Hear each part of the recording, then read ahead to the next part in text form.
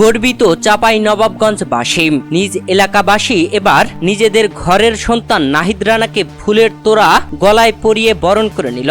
দর্শক, পাকিস্তান সিরিজে দুর্দান্ত বোলিং করেছেন নাহিদ রানা। পাকিস্তানের বিপক্ষে 2 ম্যাচের টেস্ট সিরিজ খেলতে গিয়েছিল বাংলাদেশ, আর সেখানে 2 ম্যাচেই টানা 2 ম্যাচেই জয় তুলে নিয়ে বাংলাদেশ পাকিস্তানকে বাংলা ওয়াশ করে সিরিজ জিতে নিয়েছে।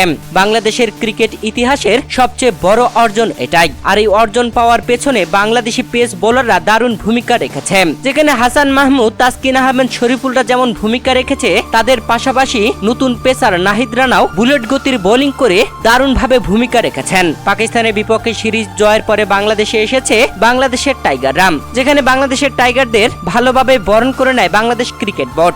এবার নিজ এলাকা থেকে বরণ করে নিল নাহিদ রানাকে, যেখানে চাপাই নবাবগঞ্জের গর্ব নাহিদ রানা ও কোচ আলমগীর কবিরকে একসঙ্গে দেখা গেছে ফুলের তোড়া গলায় পরে আছেন। নাহিদ রানাকে একজন ভয়ঙ্কর বোলার করার মূল কারিগর হলো কোচ আলমগীর কবির। তাই তো নাহিদ রানার সাথে কোচ আলমগীর কবিরকেও সংবর্ধনা দিয়েছে চাপাই নবাবগঞ্জবাসী। দর্শক, চাপাই নবাবগঞ্জ এক্সপ্রেস নাহিদ রানা সত্যি বাংলাদেশের ক্রিকেট ইতিহাসের সবচেয়ে গতিশীল বোলার হিসেবে নিজেকে প্রমাণ করেছেন।